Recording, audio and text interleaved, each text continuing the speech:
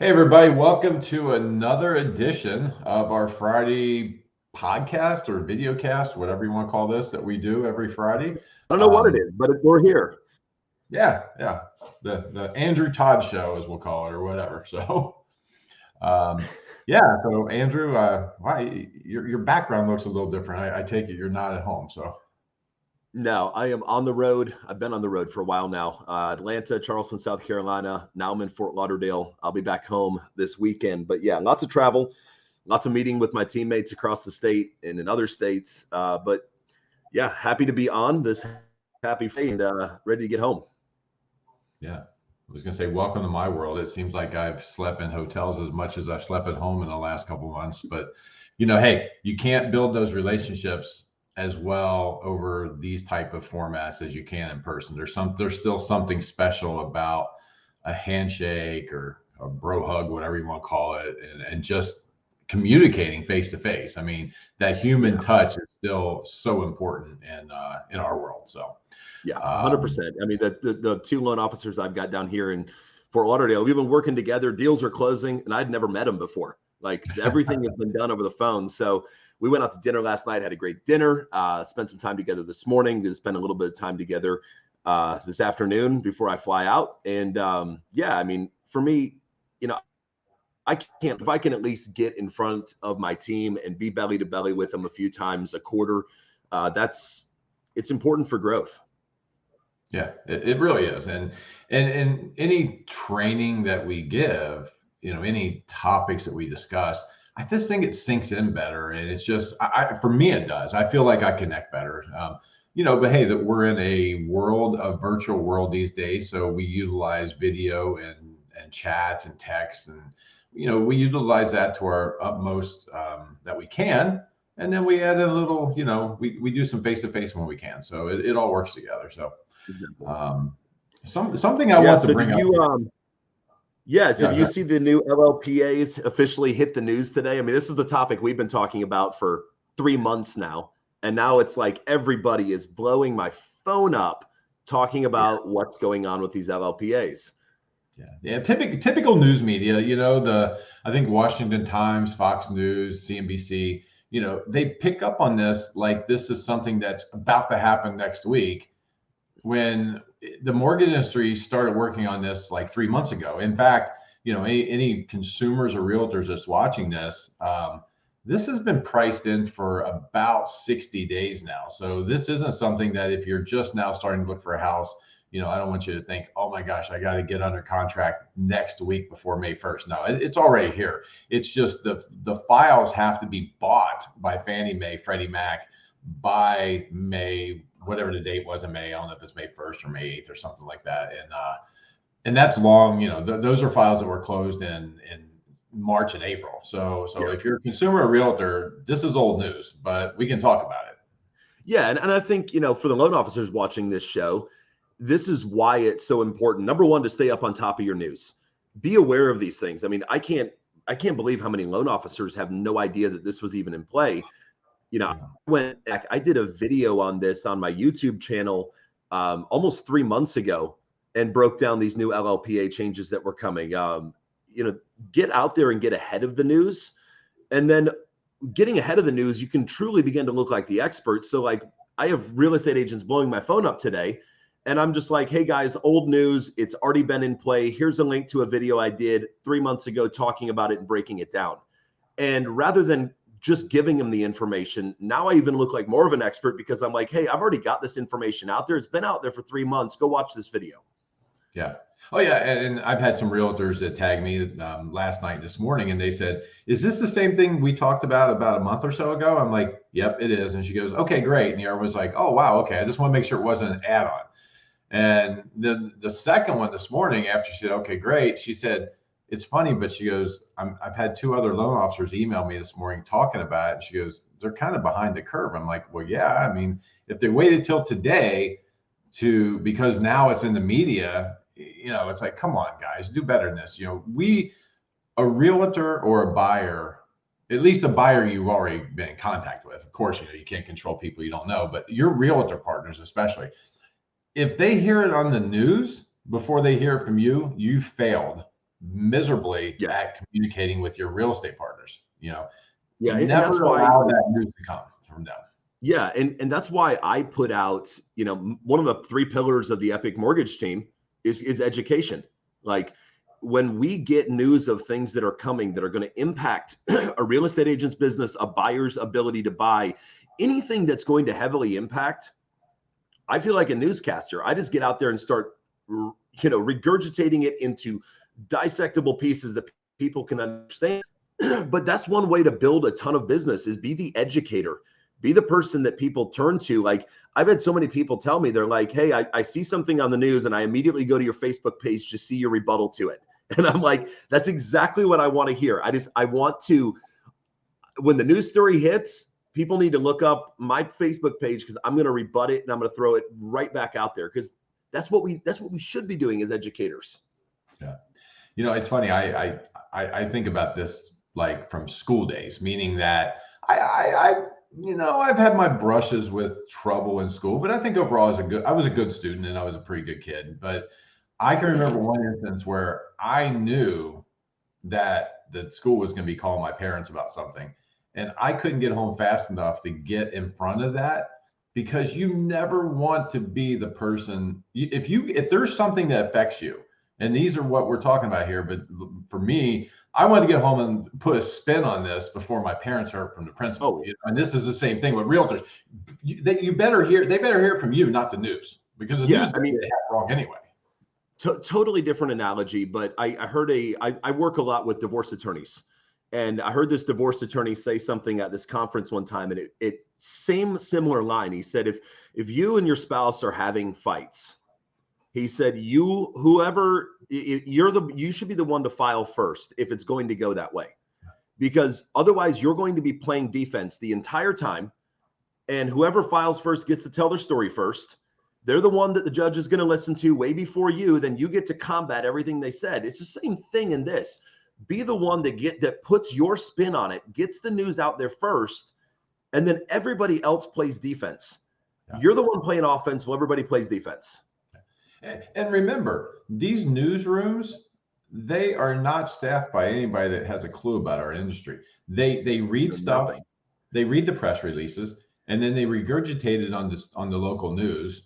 And half the time it's wrong. I mean, let's just go back, what was it, 3 weeks ago, I think it was. And unfortunately, it originated here in Greater Phoenix, my where I live, and I love, ABC 15, our local ABC affiliate newscast, interviewed some brand new to the broker world loan officer. I have never heard of the guy, about the 40-year FHA mortgage. The 40-year FHA mortgage that does not exist is not about to exist in May, as he said.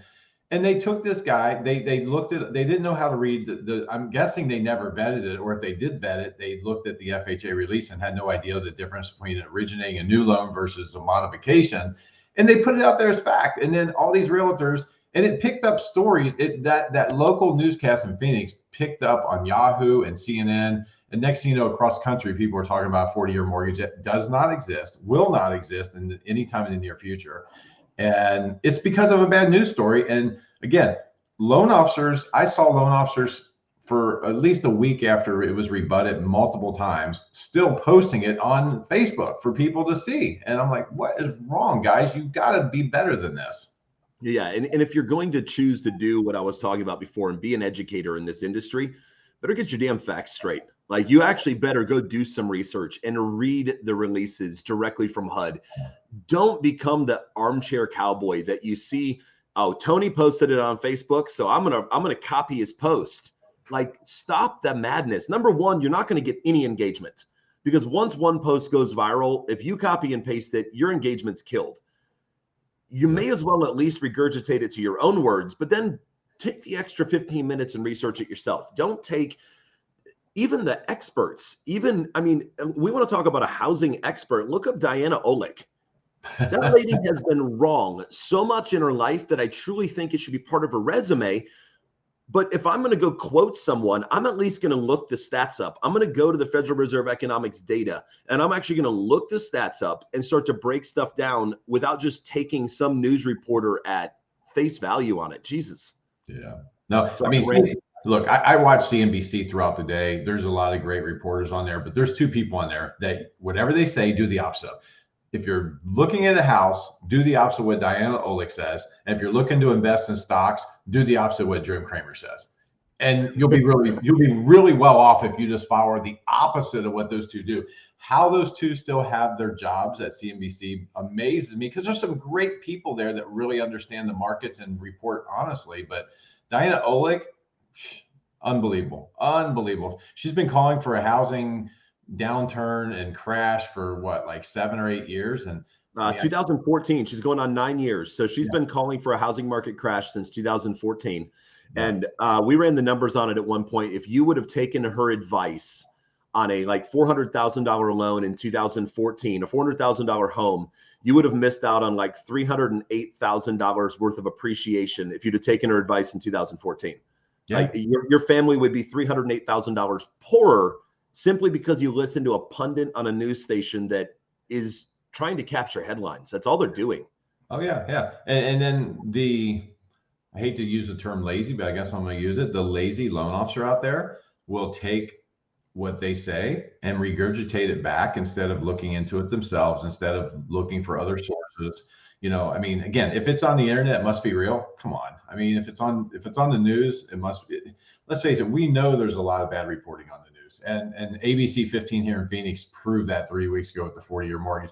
Funny thing is, I reached out to the editor, the news editor there. I reached out multiple people at ABC 15 with emails and left voicemails explaining what their reporting had done, and they've never bothered to call me back. I even left my resume of like who I am in the industry and said, look, I'm not some conspiracy theorist guy. I've been doing this 20 some years, Didn't even get a phone call back because it's over to them. They got their headline out. They got people to react to it. It helps their ratings or whatever it does. And they don't want to admit that they put somebody on that was wrong.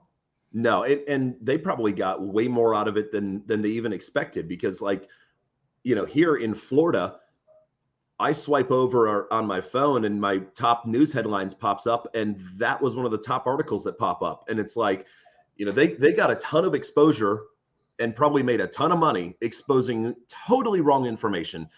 And that's why I think it's super important, if you're in the mortgage industry, you spend time listening to people that understand it, like a Barry Habib. Like, to me, people, loan officers that are in the industry that don't subscribe to an MBS highway type software, it's the biggest disservice to yourself, not only your clients, the real estate agents, whatever, but to yourself. The amount of education that you can get from someone that actually spits facts, but backs them up with data. It isn't just, here's my opinion. It's, here's this chart. And if you look at this chart, if you're not looking at those type of platforms to gain knowledge and information about the industry, you're ultimately just shooting yourself in the foot. Yeah, absolutely. And I take it a step further. I mean, Barry is my main source, but I still listen to Hammer, and I can't remember the other guy's name, but there's like 3 different sources. There's Barry, who's like the top of the mountain, and then the other 2 guys that do a decent job. But I listen to all 3 because Barry is right most of the time, but he's not always 100. Nobody can be perfect, And I look at the other 2 guys and hear what they have to say. And sometimes I'll hear something that Hammer says that says, man, this resonates a little bit better with me than what Barry said yesterday. Most of the time I'm going Barry's way though, but it's the idea that you can't take any one person's word for anything, no matter how great they are at what they do. Yeah, 100%. Nobody bats 1,000, and there's just no way that you can always predict what markets are going to do. I mean, there's no way to do it. Yeah. But for me, like, just the knowledge, insight, the be able to read markets, to be able to plot markets, chart it out, the amount of data that I've found just in the resources that MBS Highways put out, it's about the most invaluable thing I can come across. Like, it's a no-brainer. I literally would have to spend 20 hours a day, 7 days a week, just to be able to probably spout out what Barry spouts out in one show.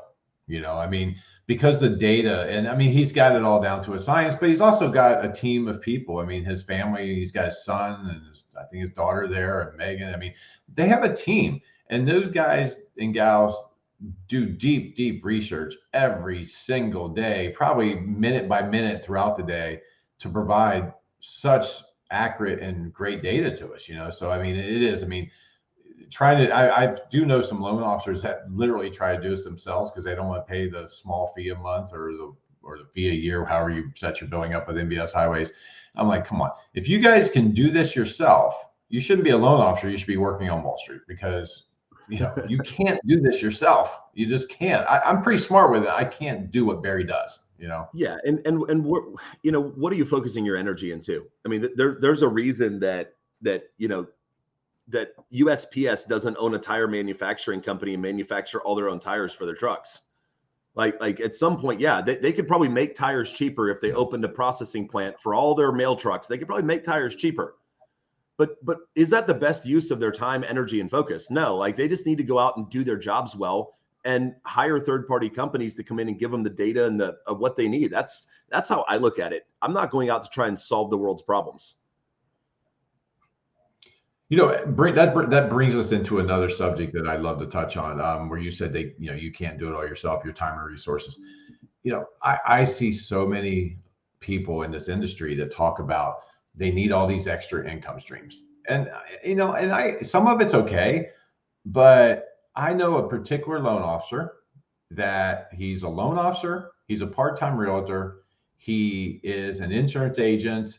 And he just recently was bragging to me about how he's got MSA with a title company that he's working up. And I'm like, where do you find time to do loans? That's your main job. And he's like, well, you got to have, all these income streams because loans aren't always profitable. I'm like, we've been through the last 15 months has been some of the worst 15 months in my 27 years in this business, except for 2008.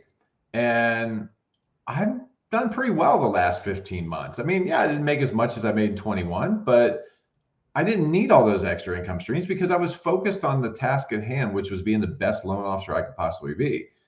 And, so there's nothing. You're hot topic with me. Yeah, I've invested. There's a tech company startup that I've invested in, but I don't work it. I threw some money at it and I'll let them work it, but for me to try to do other things right now is taking away from the focus of what the job is at hand. And it is.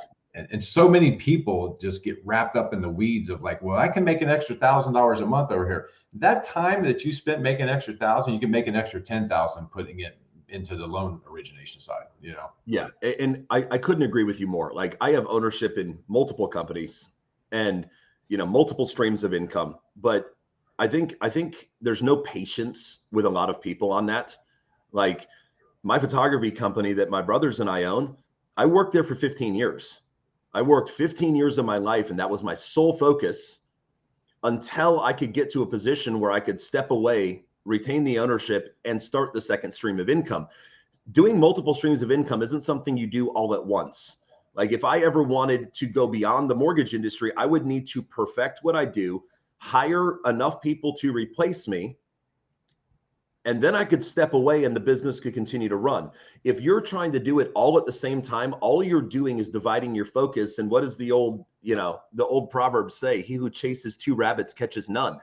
Like it's one thing if you spend 20 years of your life in mortgages, build the team, build the structure, build the management, build everything, and then take a step back to start something else. That's a noble thing. Yeah. But to try and start 4 things at once, it's just silly. No. And again, there's nothing wrong. Like I said, I've got some money invested in a few things, but it's stuff I don't have to. I look at it once a quarter. I've known Andrew now for a little while and really got to know him in the last 5 months. I've never seen Andrew carry a camera, so I'm assuming he doesn't really work the photography thing, but he probably reaps the checks and rewards because other people are running it now, and he just has ownership. Nothing wrong with that at all, But to think you're going to go out and do part-time real estate and vice versa, the realtors that think that they can do part-time loans. I mean, those are the ones that, and the insurance business, those are full-time jobs all by themselves. There's right. There's no true part-time. Okay, let me do real estate 10 hours a week. That's just not how it works. Yeah. And the reality is they'll probably feel successful. They'll make $100,000 a year and they feel successful at what they're doing. But if they would throw all of their energy and all of their focus at any one of those 1-3 things, they would probably be $150,000 a year because at least they have singular focus on one thing. Yeah, absolutely. And this goes into, we talk about quit getting distracted by the shiny objects, stay out of the weeds. And, again, and the big takeaway also is quit focusing on others,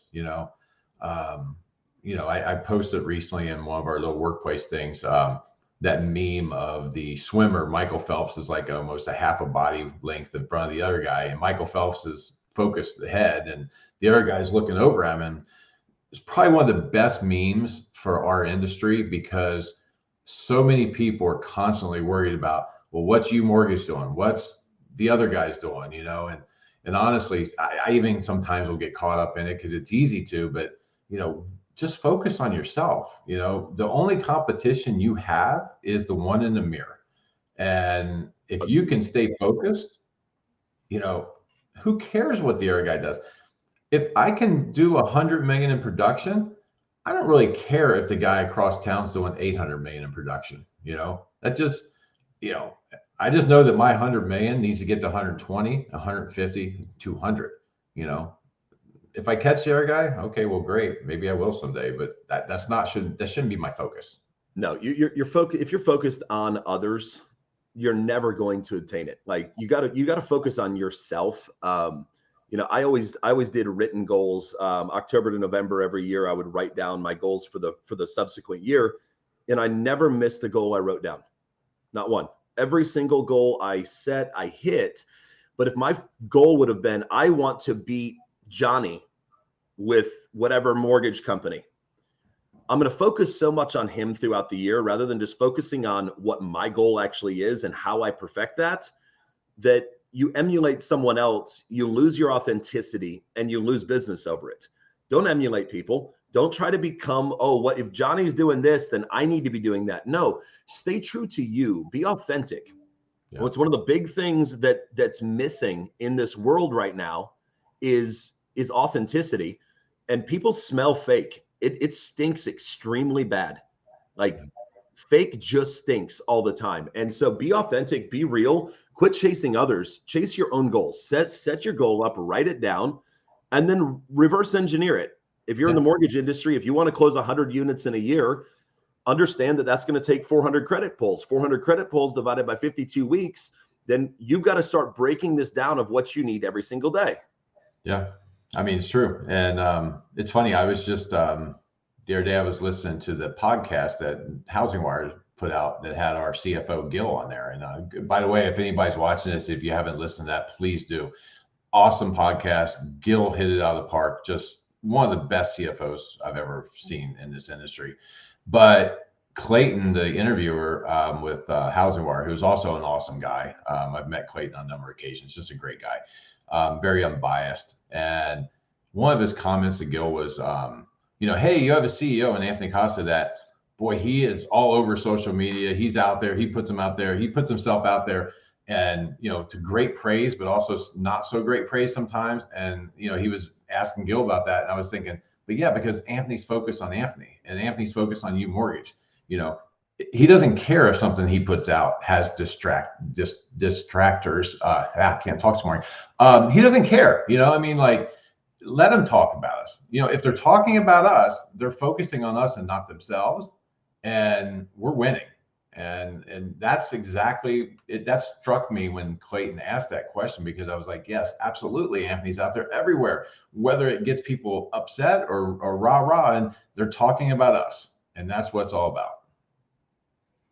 Yeah, 100%. And I mean, even internally within our own group chats, like we don't talk about competition. Someone brings up competition. We're like, hey, we don't talk about competition. All of our energy, all of our focus needs to be on us, on following the core value of getting better every day. You're not going to get better every day staring at the competition. I could not care less about my competition other than to recruit them to me. That's the only reason I care about them. Yeah, if they're worth having, let's recruit them, And if you're a loan officer watching this and you're at a company right now and you didn't know about these LLPAs we talked about at the top of the show, you need to question where you're at, and you need to call me or Andrew or one of our other people here. One of the great things about our another thing that Anthony I saw put out the other day was he said, if you're an originator and you're even thinking about UMortgage, call some of our other originators. Don't take it from me, the CEO, is what he was saying, because of course he's going to be biased towards UMortgage. But he said, talk to our originators. And I've had several people that have onboarded with us that have told me, hey, Todd, I reached out and talked to like multiple people at your company, and everybody said the same thing. It's like amazing. You guys are all on message. And it's like, yeah, because that's what we truly believe. And we have our messaging and we're all in on it. And a company can't survive if you've got 18 people going in 18 directions. Agreed 100%. It has to be uniformed. It has to be one aligned goal. And I think that's one of the things Anthony does so well, is keeps everyone, even, from operations to loan officers to managers, all focused on singular goals. I mean, the amount of communication from a CEO level of, hey, this is what's important. The Fridays are winners. Here's what we focus on. That to me is it's a godsend in this industry. Oh yeah, consistency is everything. I mean, if you're not consistent with your messaging, it takes multiple times for a lot of people to hear things before it sinks in. So if you message something out today, and then Monday you message something different out, and Tuesday, if you're not consistent with that messaging, what you want them to hear may never sink in. I mean, I remember back years and years ago when I was dabbling in radio advertising, and the statistics were something like the consumer had to hear a radio commercial something like 8 times, if I remember. I mean, we're talking 20 some years ago, so my memory's fuzzy, but it was like you had to have at least 8 or 10 impressions of that person listening to that commercial in drive time before they would actually remember it and think about it, and it holds true to everything we do. If we don't get the messaging consistent and get it out there and repeat it over and over and over again, your message is going to be lost. Yeah. And that's honestly sales 101. Like, consistency is everything. You could do 1,000 videos a month, but if your message is all over the place and it's not consistent, where I've found success on social media is having a consistent message of housing market data. We're going to break down the jobs report. We're going to break down the CPI reports. We're going to break down the existing home sales, the new home sales on a consistent basis. And consistency is the biggest issue with loan officers. Like, I'm just going to tell you right now, if you're a loan officer watching this, your biggest issue is consistency. Yeah. Everyone tries to hop on a new horse every 15 minutes and ride this horse to make success happen. Just pick a horse and stay on it and be consistent with it, and it'll get you where you need to go. It doesn't have to be the fastest one. Just stay consistent. And probably one of the biggest things I see loan officers that they have problems with is they'll have a really good month, and then they'll have a bad month, and then a good month. And it's that non-consistent pipeline. And that is from, they have a really good month going, so they're busy. So they stop originating, they stop prospecting, they stop doing the things that got them to that big month. So then they have a down month. And then the month that they're way down, they fire up the origination engine again, and then they have a great month. And that is probably one of the biggest pain points I've seen in this industry.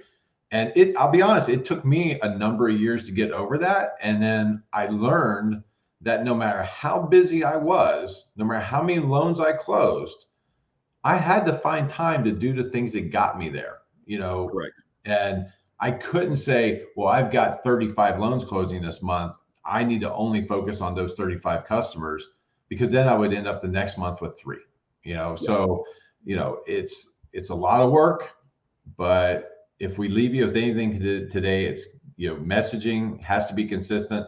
Work balance in your pipeline has to be consistent. If you're not, you're going to be that loan officer that's up and down like a roller coaster throughout the year. And you can make good money doing it that way, but you can make a whole lot more money and be a whole lot happier if you can just consistently put up strong numbers by doing the work. Agreed. Get consistent with it. And if you get really, really busy, you got 30 loans in your pipeline, time block your life. Set aside 2 hours a day, 1 hour in the morning. I call them power hours, and a power hour in the morning and a power hour in the afternoon to prospect, no matter what. Like, I don't leave the office unless 2 hours of prospecting is done. Yeah. And that's everything. Yeah. So that's the message for today, guys. The call to action is go out there, educate your realtors on these LLPAs if you haven't already. If you haven't, shame on you, but go out there today and start if you haven't, and be consistent in your messaging. And believe it or not, we're at time, which these things go by so fast, it's amazing. So anything you want to leave us with? I'll let you take us out today, Andrew. No, educate, be consistent, and answer your damn phones. That's all I got. Happy Friday, everybody. Have a good weekend. Take care.